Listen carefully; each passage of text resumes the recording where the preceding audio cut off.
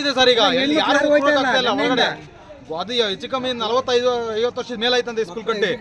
Education problem ಆಗಿದೆ. ಅಲ್ಲಿ ಗೋಡೆ ಎಲ್ಲ ಸೀಳ್ಕೊಂಡು ಹೋಗಿದೆ, ಅಂಚೆಲ್ಲ ಹೋಗಿದಾವೆ, ಏನೂ ಇಲ್ಲ ಸರ್. ಅದರಲ್ಲಿ ಯಾವಾಗ ಬೀಳುತ್ತೆ ಏನಾಗುತ್ತೋ ಗೊತ್ತಿಲ್ಲ. ಎಲ್ಲ ಸಣ್ಣ ಸಣ್ಣ ಮಕ್ಕಳು, ಭಾರಿ ಕಷ್ಟ ಆಗಿದೆ. ಅದ್ರ ಬಗ್ಗೆ ನೀವು ಕ್ರಮ ತಗೋಬೇಕು ಸರ್. ಅಷ್ಟೇ, ನಮಗೆ ನ್ಯಾಯ ಕೊಡಿಸಿ. ಮಕ್ಕಳಿಗೆಲ್ಲ ಇವ್ರು ತೊಂದರೆ ಆಗಿದೆ. ನಮ್ಗೆ ಯಾರು ನೀಲಿ ಕಾವಲು ಅನ್ನೋದು ಯಾರಿಗೂ ಗೊತ್ತಿಲ್ಲ.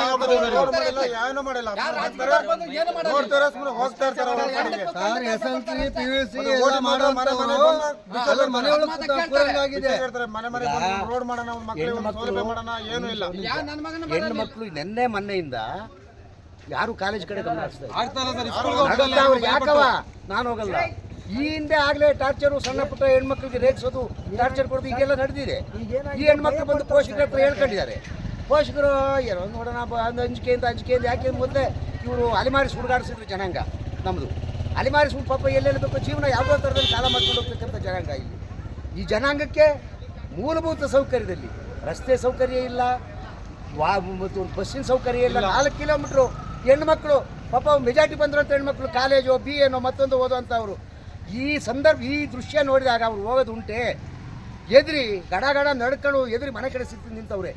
ದಯಮಾಡಿ ಜನಪ್ರತಿನಿಧಿಗಳು ಇಲ್ಲಿಗೆ ಬೇಕಾಗಿರ್ತಕ್ಕಂಥ ಮುಖ್ಯವಾದಂಥ ಅಂಶ ಏನು?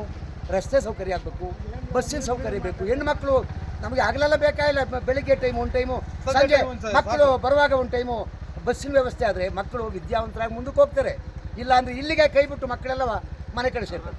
ಅಲ್ಲ, ದಯಮಾಡಿ ಜನಪ್ರತಿನಿಧಿಗಳು ಇದು ಮುಖ್ಯವಾದಂಥ ಅಂಶವನ್ನು, ಈ ಜನಾಂಗ ಇಲ್ಲಿ ಪಾಪ ನೋವಾಗಿದೆ. ಇದೊಂದು ವಿಚಾರ ಹೇಳ್ತೀನಿ ಸರ್. ನಮ್ಮ ಸಮಾಜದಲ್ಲಿ ಸುಮಾರು ಹಲವಾರು ಹಳ್ಳಿಗಳಿದ್ದಾವೆ, ಈ ಹಾಸನ ಜಿಲ್ಲೆ, ಚಿಕ್ಕಮಗಳೂರು, ಹೀಗೆಲ್ಲ. ಆದರೆ ಇಂಥ ದೃಶ್ಯ ನಾವು ಇದೇ ಪ್ರಥಮ ನೋಡಿರೋದು. ದಯಮಾಡಿ ಅವರಿಗೆ ಏನು ಮೈನರ್ ಅನ್ಬೋದು, ಹಿಂದ್ಗಡೆ ಎಷ್ಟು ಜನ ಇದ್ದಾರೋ ಅದು ಕಾನೂನು ಅಥವಾ ನೀವು ಪ್ರಶ್ನವ್ರು